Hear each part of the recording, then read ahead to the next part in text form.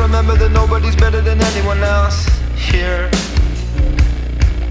Do you need some time to think it over? Look what they do to you, look what they do to me. You must be joking if you think that either one is free here. Get up off your knees, girl. Stand face to face with your God and find out what you are. Hello, my name is human. Hello, my name is human. And I came down from the stars. Hello, my name is human. I'm ready for love and I'm ready for war, but I'm ready for more. I know that nobody's ever been this fucking ready before.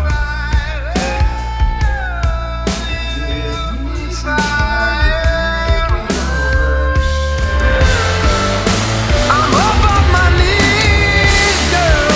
I'm face to face with myself, and I know who I am.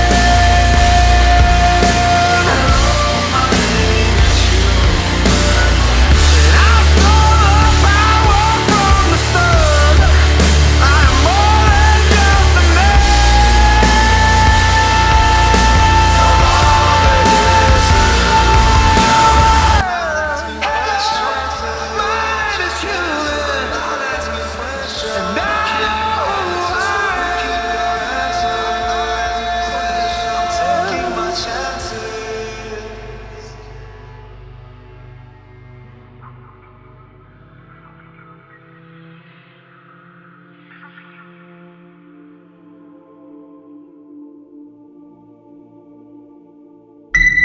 I know you want me to Nanovision talk about enabled. myself, but I don't. The Adderall's almost out of my system. With that, sleep will return. Any second now he's gonna come back, and my mind will be under siege again. This isn't something I Mr. Robot has become my god, and like all gods, their madness takes you prisoner. there was this. I guess I couldn't avoid Gideon's death after all. My dam of guilt is finally cracking. I want to cry, but I'm so high that I can't.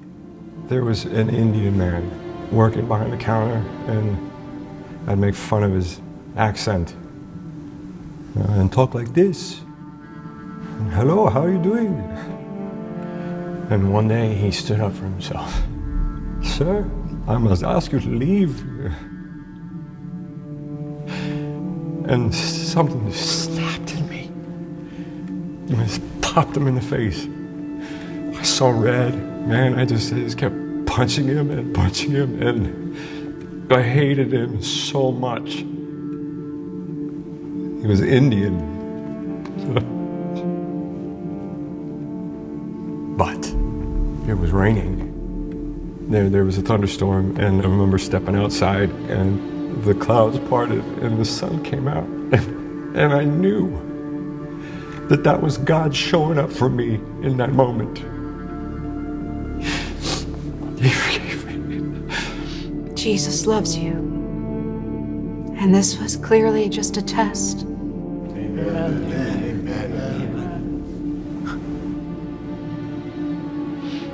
Elliot, would you like to share? Nah, man. My system's hung. God can help you. Is that what God does? He helps. Tell me, why didn't God help my innocent friend who died for no reason, while the guilty roamed free? Okay, fine. Forget the one-offs. How about the countless wars declared in his name? Okay, fine. Let's skip the random meaningless murder for a second, shall we? How about the racist, sexist, phobia soup we've all been drowning in because of him? And I'm not just talking about Jesus. I'm talking about all organized religion. Exclusive groups created to manage control. The dealer is getting people hooked on the drug of hope. His followers, nothing but addicts who want their hit of bullshit to keep their dopamine of ignorance. Addicts afraid to believe the truth, that there's no order, there's no power, that all religions are just all we are to them are paying fanboys of their poorly written sci-fi franchise. If I don't listen to my imaginary friend, why the fuck should I listen to yours? People think their worship some key to happiness. That's just how he owns you. Even I'm not crazy enough to believe that distortion of reality.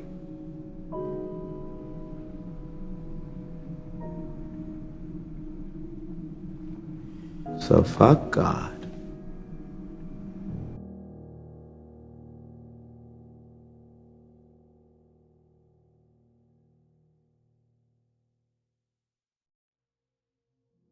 A hermit was meditating by a river when a young man interrupted him. "Master, I wish to become your disciple," said the young man. Why?" the hermit asked. "Well, to find God and stuff, I guess," the young man responded. The hermit jumped up, grabbed the man by the scruff of the neck, and then dragged him into the river and plunged his head under the water. After holding him there for half a minute, with him kicking and struggling to come back up, the hermit finally pulled him out of the river. The young man coughed up water and gasped to catch his breath. And then the hermit asked, "Tell me, what did you want more than anything when you were underwater?" "Air," gasped the man. "Very well.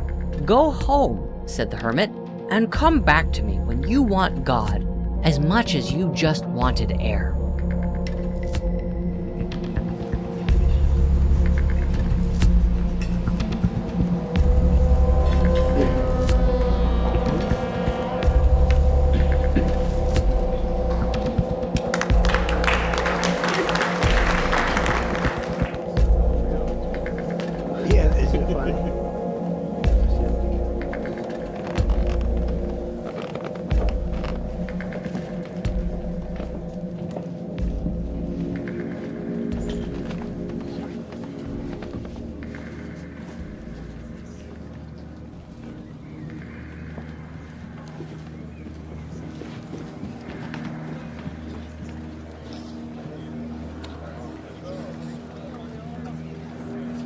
This is quite a development.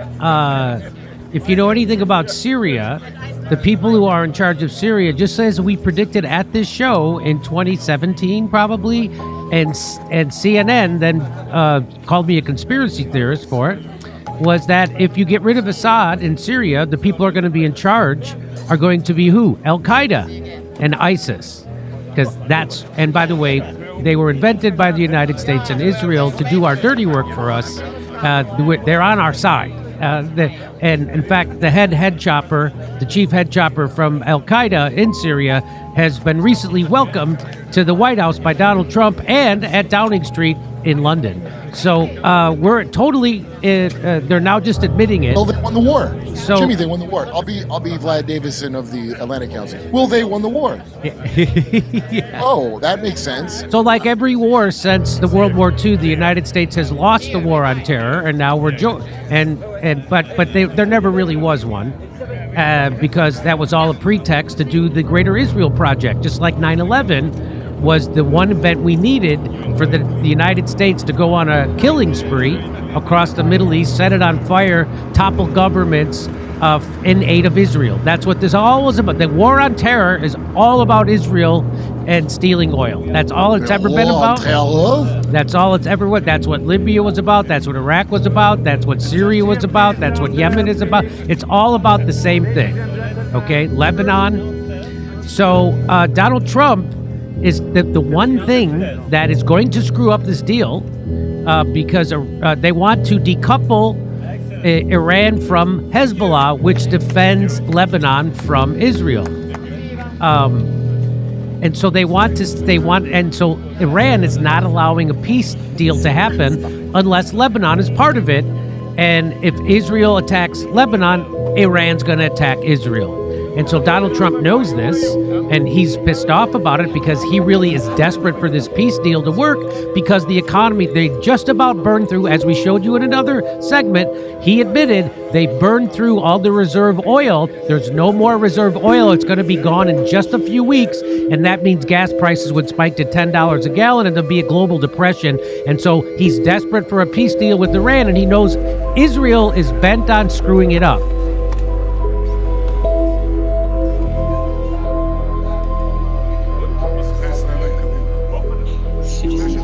Dear citizens of Israel, for decades I struggled against Iran's efforts to get a nuclear weapon. I can define it as the goal of my life.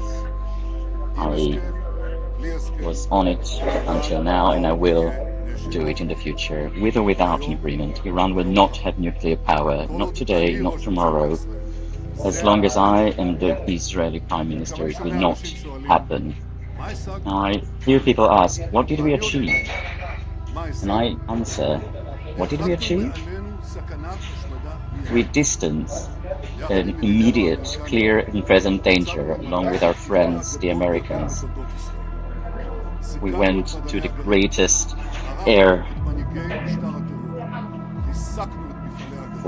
force, and we crushed the nuclear infrastructure, destroyed missiles and most of the factories that make them. We damaged dozens of infrastructure, their sea and air forces. We did billions of dollars of damage, some $1 trillion for the economy of Iran, and which took them dozens of years to build. But the most important thing is that we saved the state of Israel from clear and present nuclear danger, because Iran was running towards it and the nuclear power and its missile deep underground. If we didn't act the time we did and in the force we did, both in the first operation and then the second one. This is a map of the Strait of Hormuz on February 28, 2026. It shows hundreds of ships passing through right before the US and Israel attacked Iran. And Iran attacked ships. By the next day, no ship risked going through the strait, except for an odd few. The 𝙿𝙾 turned off its location responder, then reappeared on the other side. The 𝚂𝚾 followed, flying what the EU says is a fake Guyanese flag. Then the Skywave switched its flag from Comoros to Botswana before crossing. Their strange behavior isn't random. It's the signature of a strategy that has helped Iran, Russia, and other regimes survive the West's attempts to shut them out of the world economy. Some call it the Dark Fleet, or the Ghost Fleet. Most call it Shadow Fleet. Shadow Fleet. Shadow Fleet. A growing shadow fleet is causing concern. Sailing without a valid flag. To evade Western sanctions. To smuggle oil as well as sometimes weapons. While some are suspected of acts of sabotage. The Shadow Fleet is not a unified group. It's a loose collection of aging and fraudulent ships, secretly ferrying sanctioned oil around the world. But despite every attempt by the West to stop it, the Shadow Fleet keeps growing. And now it's out in the open. The Dark Fleet is the lifeblood of these regimes. It's shown bad actors how easy it is to keep trade flowing. So what makes the Shadow Fleet so effective? And how is it taking advantage of all the chaos in the Middle East? Tens of thousands of ships carry goods all around the world every single day. And most operate within a system that relies a lot on trust. A ship is trusted when it can show more or less three things: First, what I'll casually call paperwork, proof of legitimate ownership, management, and insurance. Second, a flag showing it's registered and overseen by a country. And third, a so-called AIS transponder, which broadcasts where it is and where it says it's going. Because ships with all three are far more likely to be accepted by most major ports, every country's economy depends on them. Economic sanctions exploit that dependence. In the 2000s, the UN sanctioned North Korea for testing a nuclear weapon, and the US and EU sanctioned Iran for trying to make one. Sanctions led major ports to block ships flagged by North Korea and Iran, or whose transponders showed they'd been there. Sanctions also blocked them from getting legit paperwork. Without trusted ships, North Korea and Iran's economies suffered. But neither gave in because buyers in some countries, like China, were still willing to do business as long as they could plausibly deny it. So North Korean ships began turning off their transponders before entering Chinese ports, or out to sea to transfer their cargo to another ship. They also began switching their North Korean flags to so-called flags of convenience.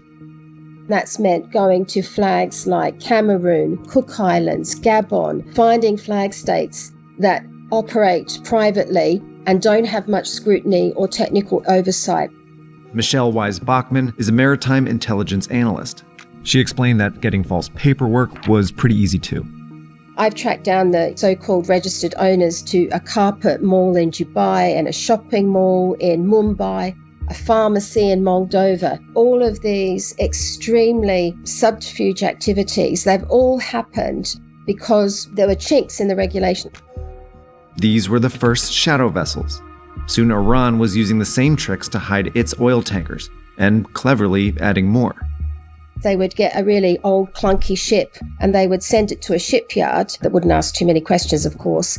Then the old tanker would become a new tanker without the taint of sanctions. By the late 2010s, the shadow fleet consisted of a few dozen vessels, mostly exporting Iranian oil to China. When Venezuela was hit with US sanctions, it added ships. Then a few stateless ships joined too. Crews developed more tricks like spoofing their locations and changing flags, names, even paint colors mid-journey. While shadow vessels make themselves very hard to find, they do occasionally turn on their transponders, which allows analysts like Michelle to find, investigate, and label them. In a report by Vortexa, the shadow fleet included around 200 vessels in early 2022. But just 1 year later, it jumped to over 1,000. Most belong to Russia.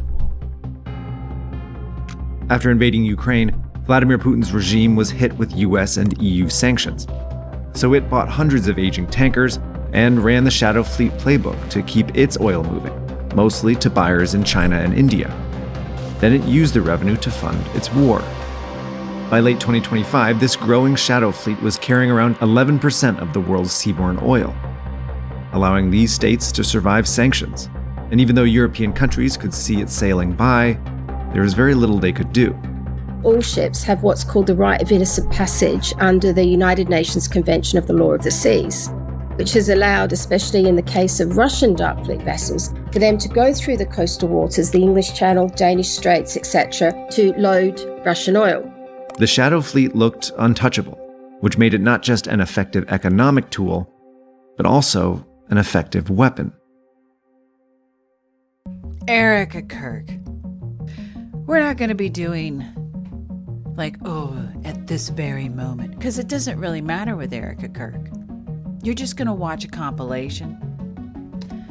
Because here, with my analyses, it's very important to look at the personality that goes with the body language. Obviously, we'll be jumping around a lot as you sit there and watch all of this insanity. Keep in mind that when it comes to context, you have to take in the context of the personality. And her personality is pretty much, and I'm going to say it, and I guess I should say this first. This is my opinion. This woman, I truly do believe she's kind of demonic. You know, they like to sit there and put these fancy words and terms to these people these days. Covert narcissist. You know, back in the old days, you just called them either a psychopath or a sociopath. It was simple, but you gotta come up with these little names now so you don't hurt their feelings when you call them for what they are. Yeah, that's some crazy eye shit right there. That's crazy. It's because it's really hard for this personality to hide all the time when it comes to the attacks. They're used to their manipulative ways working.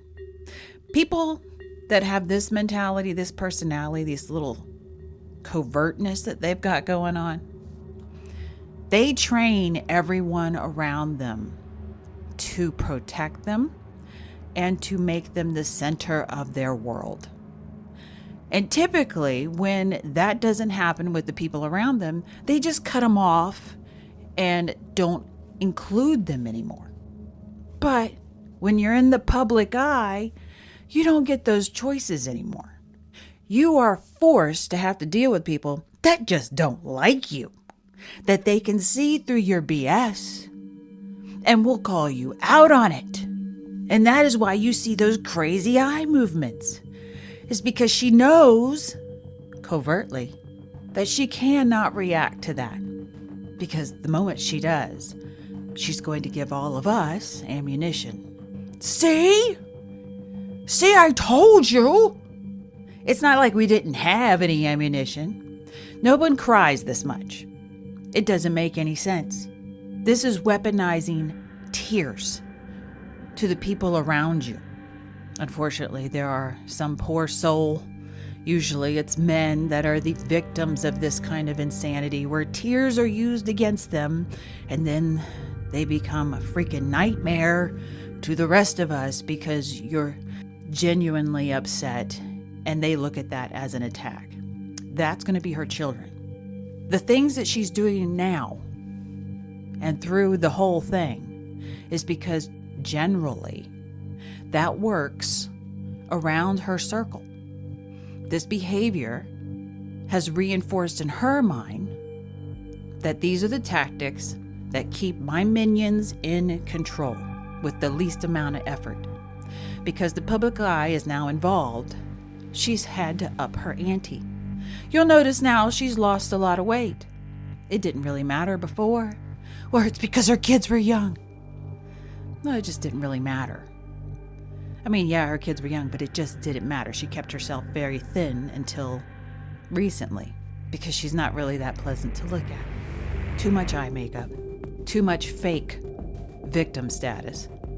And for those of you who have never really been able to articulate that, here I come to save the day and articulate it for you. These are manipulative tactics. Most people like to call them narcissistic and covertly narcissistic. They're just psychopath as far as I'm concerned. They have no true empathy for you. They are training everyone around them to protect them and teaching them how to stay in her circle. She reinforces it for everyone in her little group that protects her. They get higher status, which teaches everyone else in the circle, protect. I get higher status. And that is why you see the crazy eyes. Because she's having to adjust her template of control. And she's got to do that without verbalizing her disdain for you pushing back on her crazy. Which I guess technically is not crazy. She's manipulating you. This is what a narcissist looks like when the public eye is turned on high. Yeah, I heard that their views cratered, like badly. Oh well, I hope this does the justice that all of you were looking for. This is what it is to look at this personality, and they're all over government.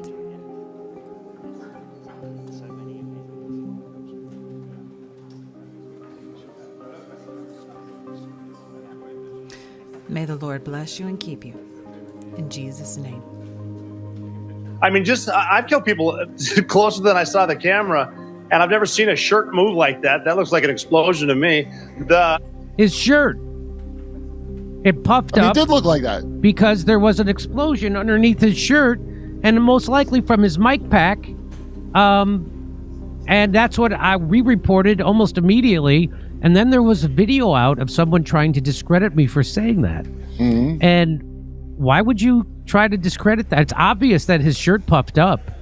It's obvious that there's, now that we got inside pictures from inside the SUV that took him to the hospital, instead of an ambulance, which is also shady.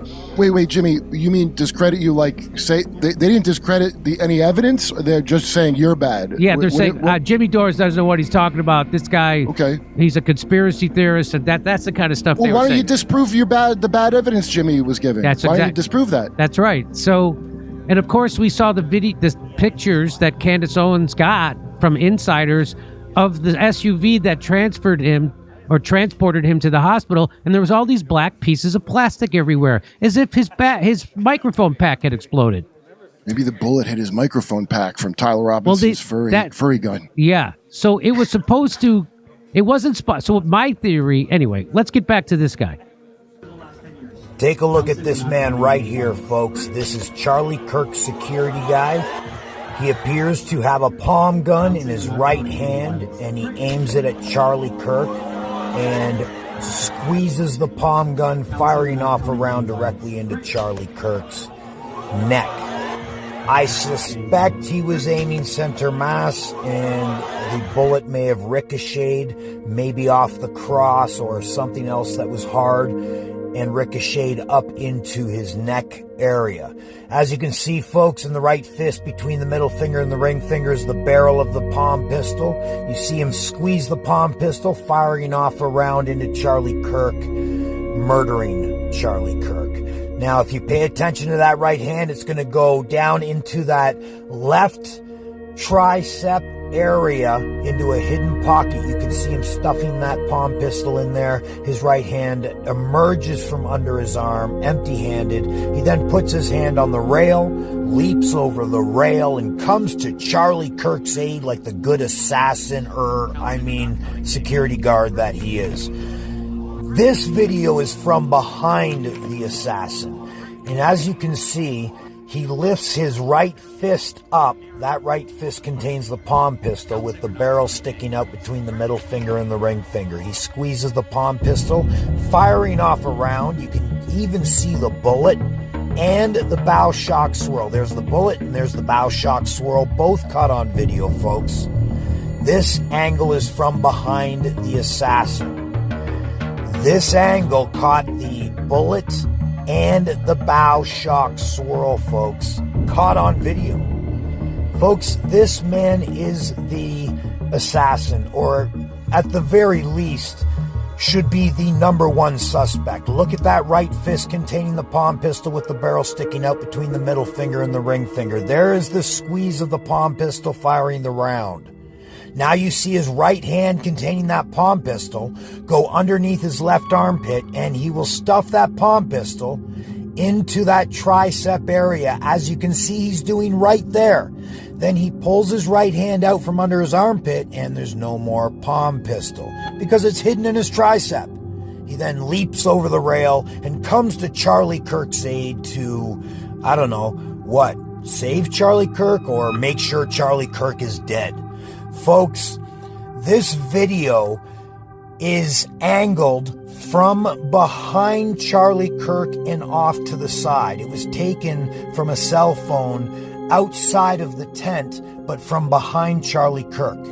This is the only video on the internet with this angle.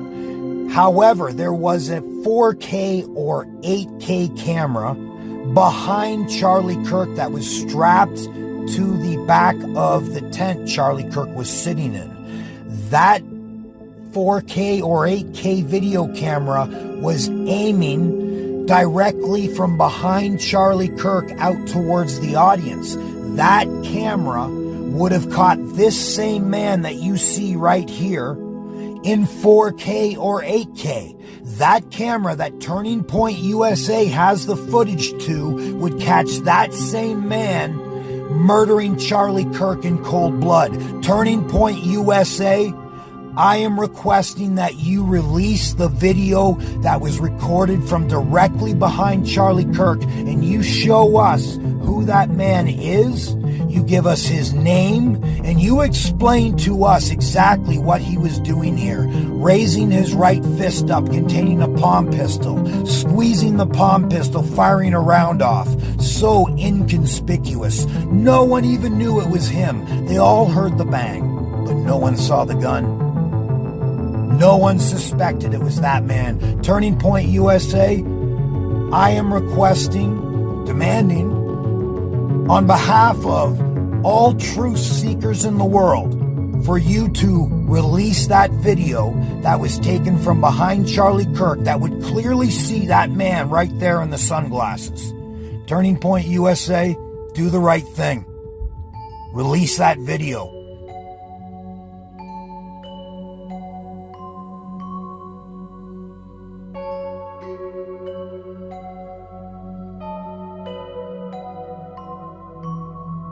A long and exhausting day in Gaza is drawing to a close. These journalists are tired and hungry. It's been several days since they've eaten. Some struggle not to faint. Others already have. Sometimes live on air. But they feel a responsibility to continue working.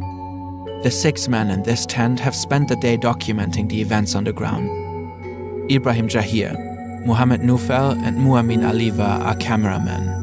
Mohammed Kuraiki, Mohammed Al-Khaldi, and Enes Al-Sharif are reporters.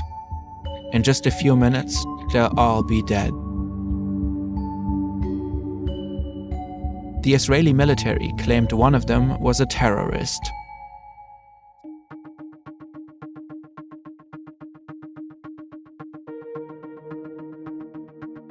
Over the last few years, the Time Machine project has been developing continuously all over Europe. It is now followed by more than 400 institutional partners hailing from 30 countries. Although it is deployed at European level, the Time Machine is also being developed locally in smaller cities whose historical role has been central. This is the case of 𝙤𝙾, in the heart of the canton of Valais, Switzerland.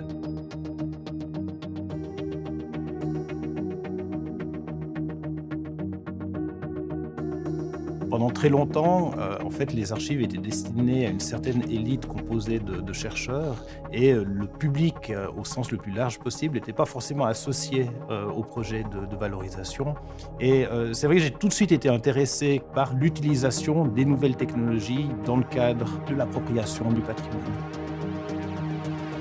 Jusqu'à maintenant, le travail d'historien, c'est aller physiquement aux archives, ouvrir ces registres, ouvrir ses sources et les lire, ce qui est un travail long, fastidieux, compliqué, et on se rend compte que dans le futur, c'est peut-être quelque chose qui ne fera plus partie de notre métier.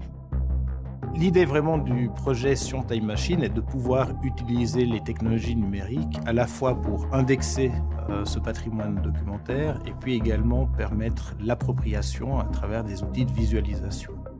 On pourrait imaginer se balader dans les rues de Sion, croiser un goitreux valaisan au détour d'une rue, ceux qui sont décrits par les voyageurs de l'époque. On pourrait entrer dans la maison d'un patricien, puisque grâce à des sources comme les inventaires de biens ou les inventaires après décès, on a des descriptions de l'intérieur de certaines maisons.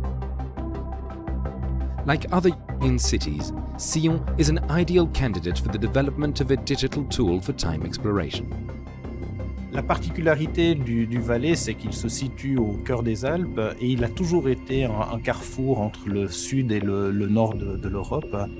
Ce que l'on retrouve avec Sion, c'est la conviction que l'Europe s'est toujours construite au travers de migrations qui ne sont pas nouvelles, qui sont en fait des chemins que les hommes ont parcourus au fil des siècles avec des nouveaux moyens, mais qui ont contribué toujours à construire le territoire, non pas comme un ensemble de frontières, mais véritablement comme un réseau. In order to fuel a time machine, you need trustworthy and dense documentary sources. However, 𝙤𝙾's difference is that its history and vestiges go back a long way in time. On a des traces du Mésolithique, donc des derniers chasseurs, et on va retrouver des vestiges ici à Sion de toutes les périodes, depuis 5500 avant Jésus-Christ jusqu'au XXe siècle. Geo-referenced systems, digital photography, 3D modeling of sites. Archaeology now uses all these technological tools that help us better understand our ancestors' fates and lifestyles. Aside from the archaeological vestiges, Sion has very dense archives which, if fully exploited, would enable us to have a new perspective on the city and on the region's history.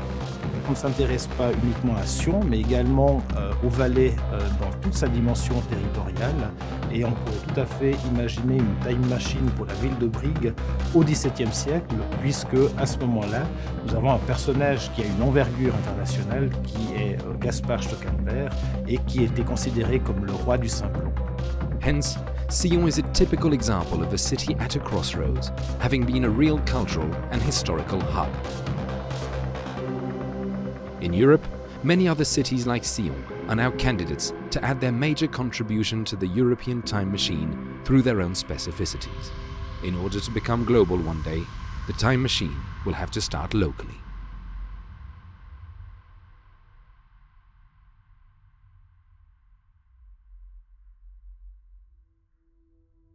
The continent, Europe.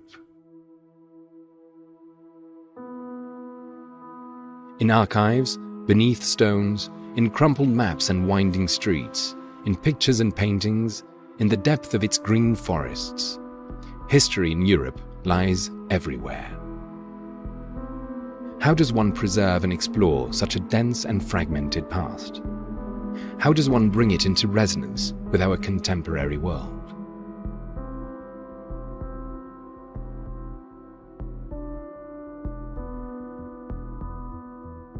In 2012, the Digital Humanities Lab at the École Polytechnique Fédérale de Lausanne launched the Venice Time Machine and offered unique virtual immersion into history, thanks to the development of big data and artificial intelligence technology. Since then, dozens of European cities have taken similar steps. Each now contributes to the creation of a unified temporal exploration tool accessible to all. All these initiatives are now gathered within a consortium that groups together more than 250 European partners, universities, archives, research centers, and also private companies. Time Machine participants include historians, engineers, geographers, developers, entrepreneurs, researchers from a variety of backgrounds, as well as ordinary citizens, defenders of their heritage. Chaque ville du réseau de la Time Machine pose des défis particuliers.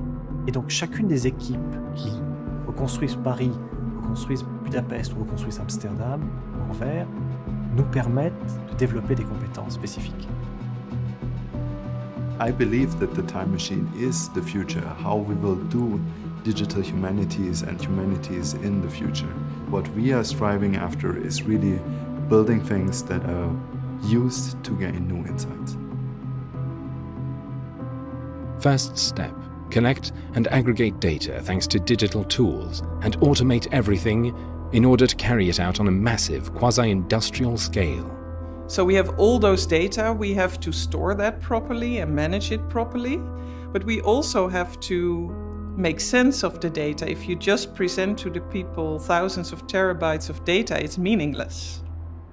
Today, science and technology can profoundly transform the cultural heritage with an impact on research, education, new applications, economy, and society at large. Il y a cette idée d'être capable de fournir à l'utilisateur final des moyens complètement innovants de naviguer évidemment spatialement, même si ce n'est pas aussi évident que ça encore aujourd'hui, mais aussi de pouvoir naviguer temporellement. The past thus becomes an invaluable resource to develop new tools of knowledge.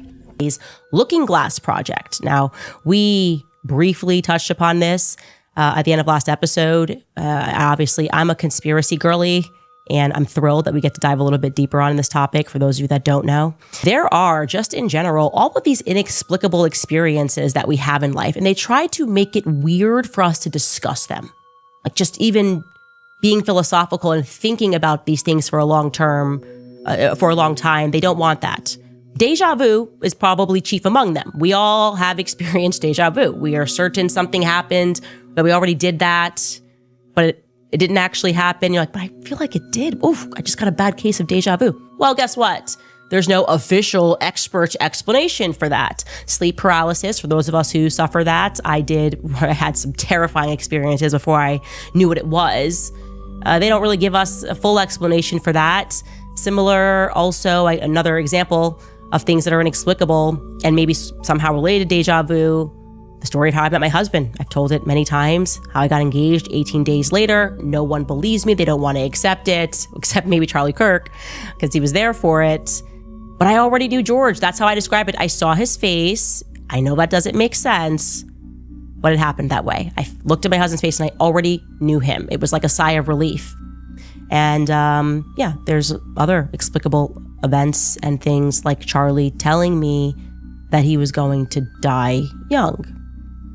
Anyway, today we are going to be showing you clips from a YouTube channel called Be Inspired. We're going to link it in the comments as well, because they did such a fantastic job of diving into these phenomena and how they likely relate to another shady government CIA program, which came to be known as Project Looking Glass. This actually happened. These were whistleblowers that came out, like with all of these projects. People that are in the military, scientists coming out and saying, hey, government has this technology and they can peer into the future. I'm sorry, what? What does that mean? One of the caveats that I do have some personal information that I did get personally involved in was some information that had to do with the Stargates and Looking Glass. And more specifically, the 2012 problem with those projects. I guess, popular opinion of what's out there right now is that the project was shut down because there was a problem when we approached 2012. I've heard it described a number of ways, but to my knowledge, the problem is that the timelines converge on that point in time. And when you know enough about the Stargate projects and the Looking Glass project to know that how string theory works and how the possibility of possibilities works and how making one choice over here doesn't necessarily mean that the other choice couldn't exist at the same time. But once you get your brain wrapped around this subject, you find out that at the end of 2012, in an easy way to put it, the choices that we make become less and less consequential to the future. And eventually we're pushed into this bottleneck of time, no matter which choice we make. And that's important to the people that had access to Looking Glass because they would use Looking Glass knowing the choices that they would make and the future would pop up. The big mistake was coming up with the possibility of future. And when we started using a computer to say, well, if we make this choice, it's 79% possible that this scenario happens, and 23% are possible, or whatever, round numbers, that this scenario would happen. The understanding at the time was that was realistic. However, if you go down the road further and free will continues to exercise itself on this game, that 79% possibility sometimes changes very, very fast. But if you look at the situation in a point of time, it seems very realistic that that's the greatest possibility. What happened was people, very smart people, began to figure out that something big was coming up. Something that made it so all the possibilities of all the future scenarios of any choice, any possibility that was fed in and observed through the looking glass inherently ended up in the same future. And no decision, no possibility changed past a certain point. That's the big secret. Okay, so is that certainly 2012 in your understanding? It well coincides with December 21st, 2012. So at that point, all possibilities lead to the same Timelines. Rubicon. All possible timelines lead to the same basic set of history in the future. Hey, that's fine too. We can just chat.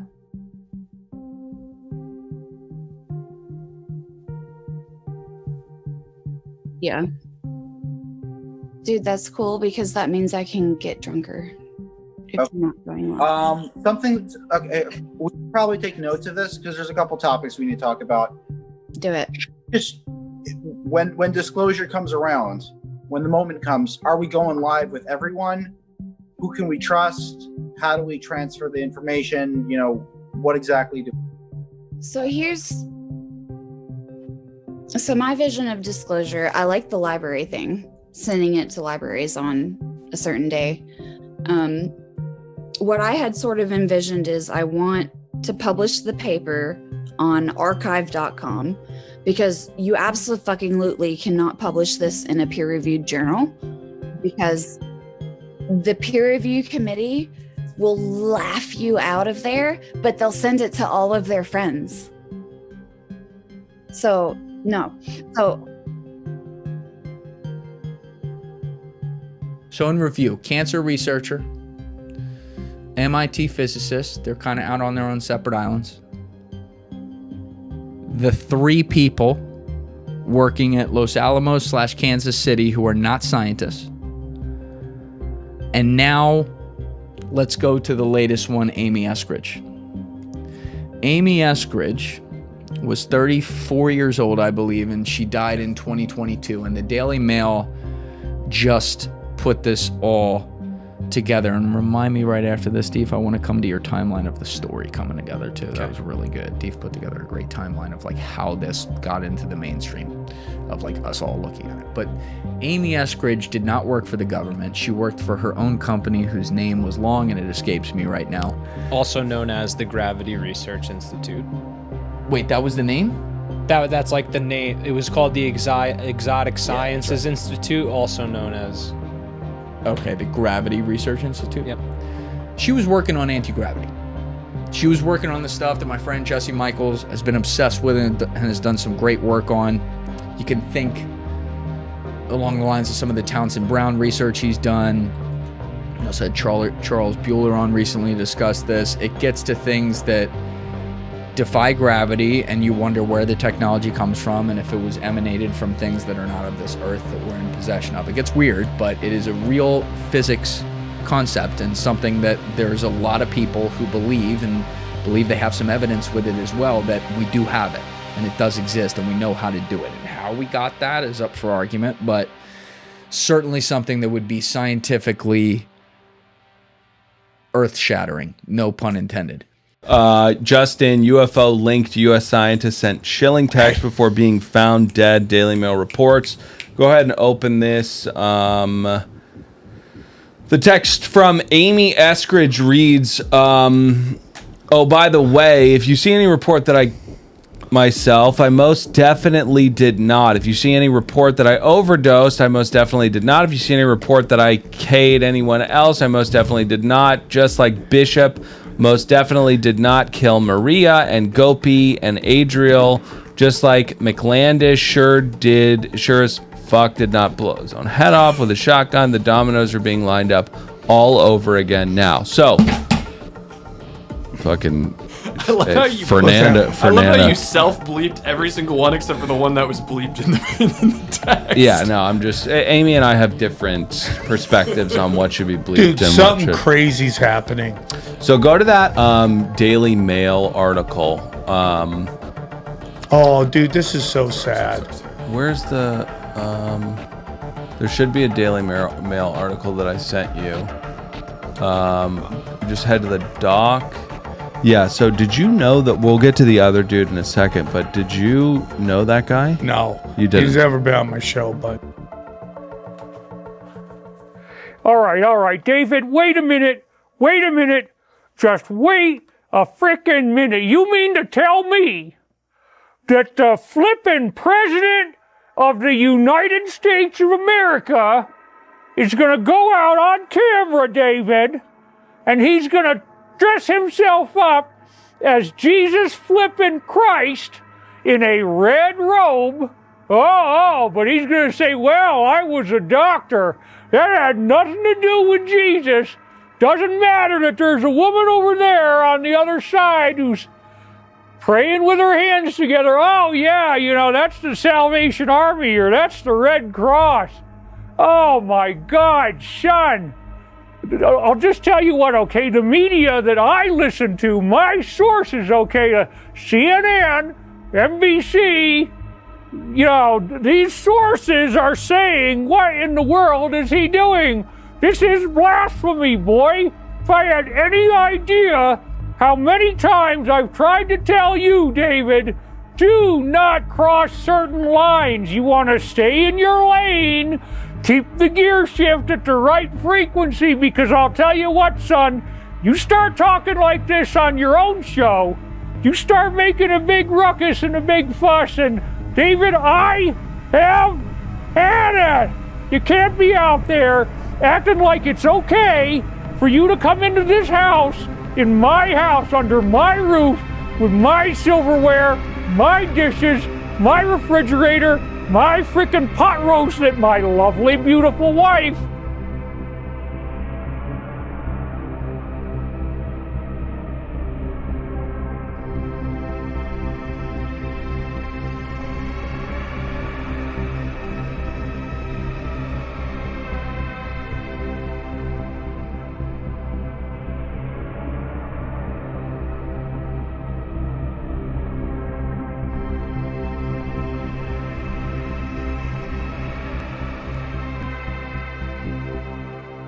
Hi, I'm Bob Lazar. In December of 1988, I was hired as a senior staff physicist by a U.S. defense contractor called EG&G Special Projects. I was told that I would be working on an advanced propulsion system out in a remote area of the Nevada test site, known as Area 51. Myself and 21 other people were responsible for back engineering a technology that originated from another civilization. Although this was a highly classified project, I was never comfortable knowing that this secret was being kept from the world. As work there progressed, I began to worry that what I knew could endanger my life. Wanting to protect myself, I decided to go public and reveal the secrets of S4. Since then, my story has been told countless times from people all over the world. No one has ever been able to show exactly what I saw with my own eyes. Until now.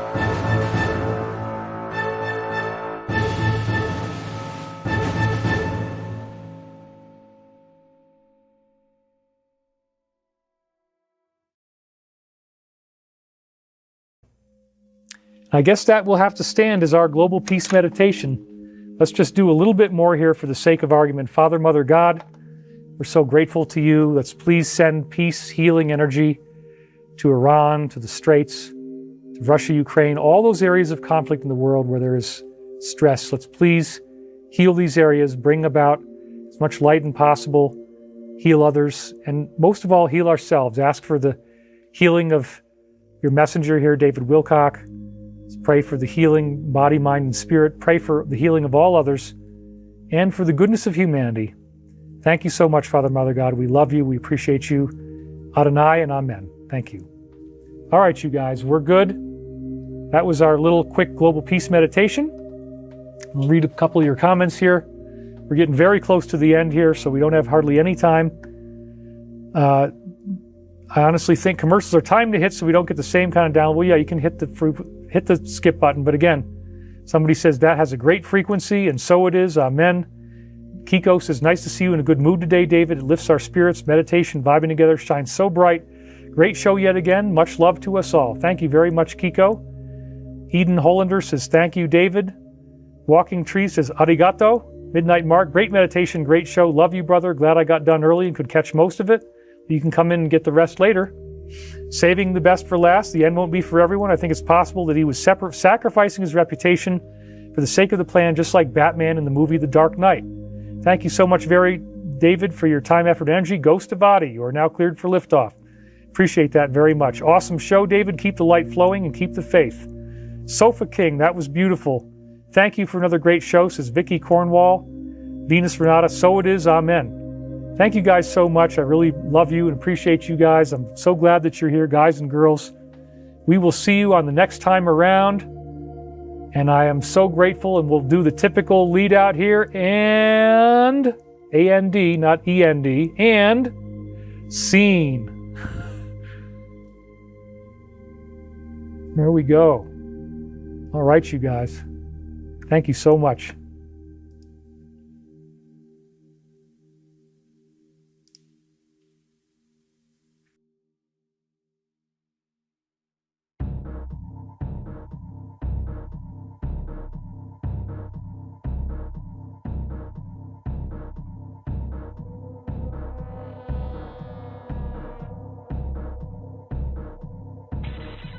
Ten 516, sending you a phone call. Please. 791 area check, Winnipeg Ridge Campground. 1044. 773, sending you a phone call. 773, copy.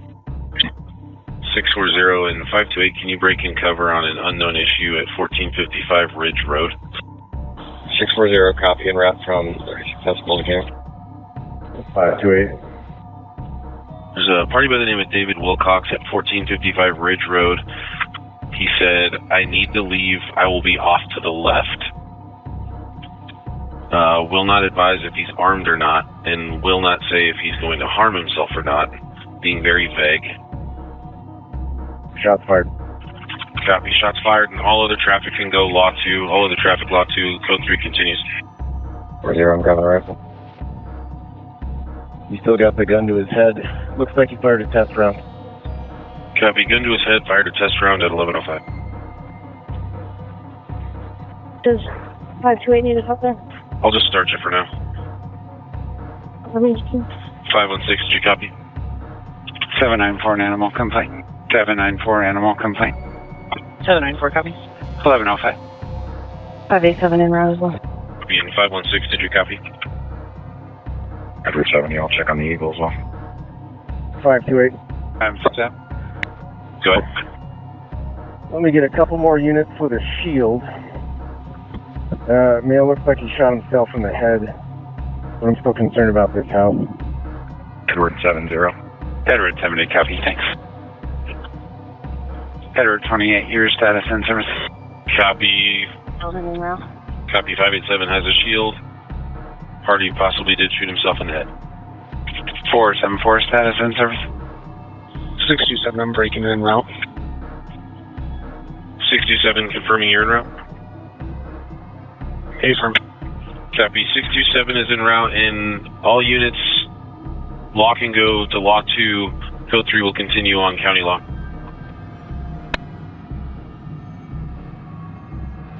.474, did you copy our code 4? I got you now at 1106, break Edward 28. 407, got you clear summons at 1107. 528.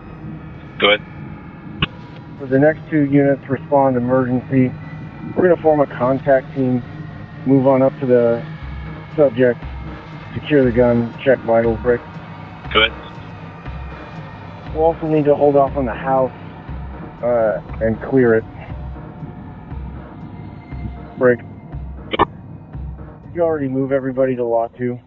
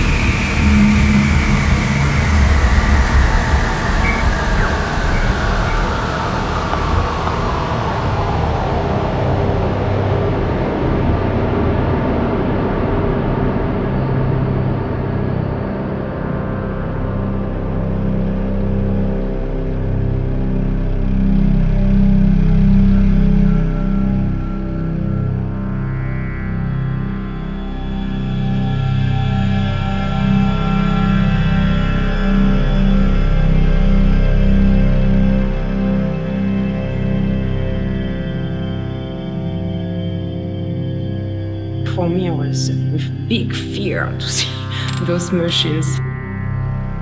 How's that possible that people can be that?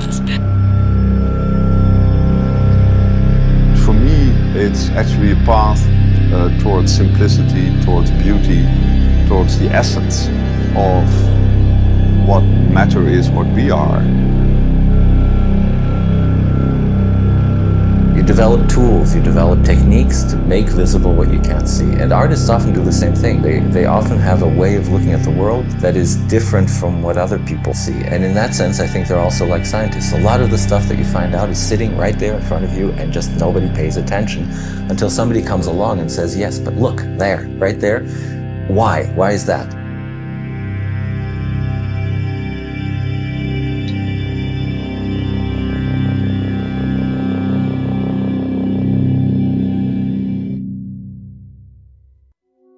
If we want to understand what happened, we need to think beyond the conventional ideas of space and time.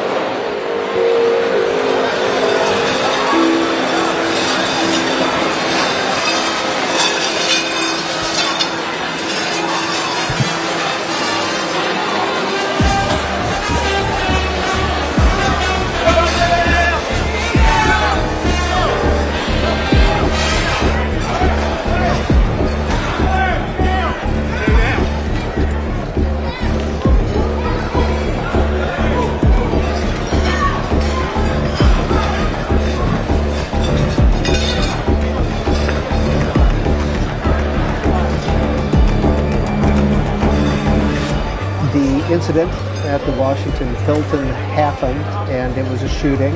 And here is the suspect. Donald Trump put this on social media. This is the suspect on the floor of the Hilton. Not sure if this is in the lobby or down by the magnetometers near the ballroom. Can't tell where he is. But here is some hotel security footage that Donald Trump posted on his social media feed. There's no sound, but this is at the Hilton. Just keep an eye on it. You'll see somebody running through. There we go. And it looks like the Secret Service may have fired some shots, but that was a suspect, and you can see they're all gathered there. So who is Henry Martinez? Henry Martinez, if you don't know what just happened, what transpired last night at the White House corresponding dinner, Cole Allen supposedly sprinted trying to assassinate Donald Trump.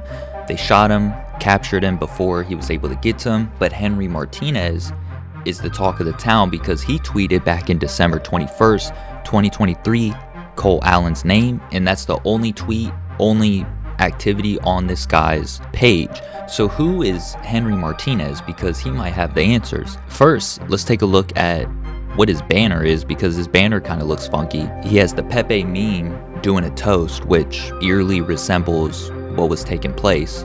So this is actually a photo from a website called Time Machine, and it looks to be the Butler, Pennsylvania event of Donald Trump getting shot in his ear, almost assassinated, attempted assassination attempt. It literally looks exactly like that. I mean, you can see literally the outline of the hand. So, I mean, there's definitely resemblance here. I mean, honestly, it looks identical to the same like outline, like the same type of texture, which is really weird because this photo was actually created back in 2022, I believe, and the Butler, Pennsylvania event happened years later. So how were they able to get this photo like this before the event happened? Was it just coincidence, dumb luck, or what? So let's dive deeper into who actually Henry Martinez was or is. Henry Martinez is actually associated with Lockheed Martin Space Systems, their propulsion system. And Cole Allen actually mentorship at NASA's facility in Colorado back in 2014, which Henry Martinez was also there at the same time. So Cole Allen entered at NASA in 2014. In 2014, NASA published a paper and Henry Martinez was the author. He's a chief engineer at Lockheed Martin along with the propulsion systems crew. An ex-user named Henry Martinez made in 2023 made only a single post on December 21st, 2023, which I just showed you, and it was Cole Allen, which is the alleged assassination attempt on Donald Trump at this event. You know, when I first seen all this information and kind of discovering it all and looking it up and connecting the dots, it really it's very eerie. It's not your typical plot. It doesn't even line up properly because the photo from his X banner is a photo from Time Machine, the website, and it was years before Trump assassination attempt on Butler, and I showed you the video of the overlay. It literally looks identical. So that's first weird coincidence, if you assume.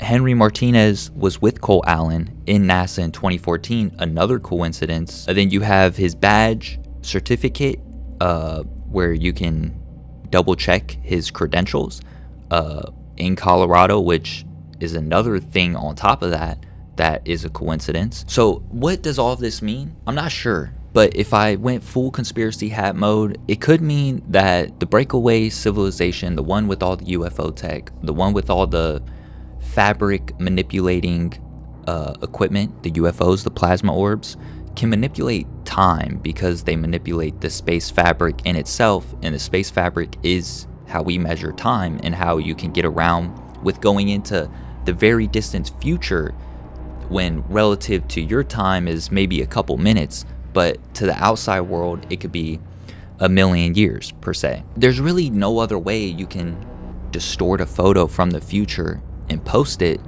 And then what's even crazier is it was on a website called Time Machine. And so are they trying to murder him because he's trying to disclose the UFO stuff, all the stuff that's coming up with the aliens.gov and everything? I know it sounds very, very conspiracy theory type, but for something like this to transpire, I mean, that's the only route you can take, is just absolute conspiracy theory type of takes.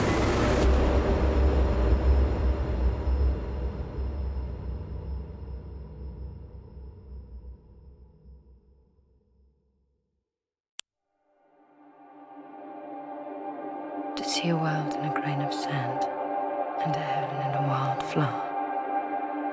Hold infinity in the palm of your hand, and eternity in an hour. William Blake.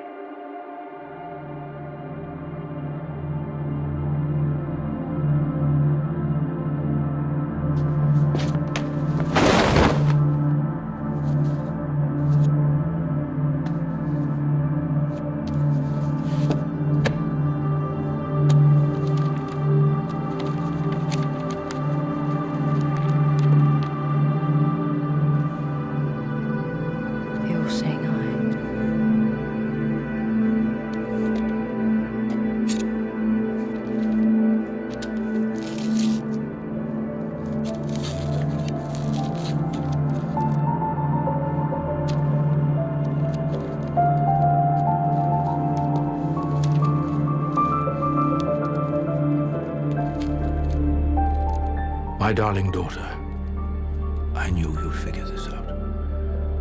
If you're reading this letter, I am no longer with you, and I miss you, and love you always and forever. It also means I have failed, and must place an awful burden on your shoulders. Lara, by now I am sure you will have discovered the clock I concealed. The clock is the key, Lara, and will unlock the hiding place of 2 pieces of a sacred icon. This is the magical triangle I told you about when you were a little girl. The triangle of light. But it is no bedtime story.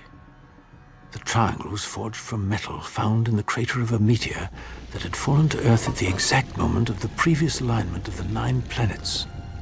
The people of the light built a great city in this crater where they worshipped the triangle for its ability to control time. It gave its possessor a power that could be used for good or great evil. Their abuse of this power led to the destruction of the city. To be sure no man would ever again wield this power, they split the triangle into 2 pieces and hid them at opposite ends of the earth. Lara, do you remember the jasmine that only grows in one temple along the ancient Khmer Trail in Cambodia? Find that, and you will have found the entrance to the tomb of the dancing light, where the first half of the triangle is hidden. You must be there at the exact moment of the 2nd phase of the planetary alignment. You must hurry. You have very little time, and as the planets move into alignment, the world will be in great danger.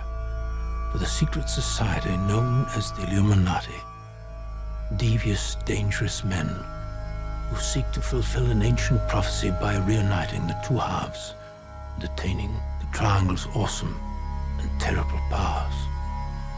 This you must prevent at all costs. So, Lara, I'm asking you to complete my work, to find and destroy both halves of the triangle.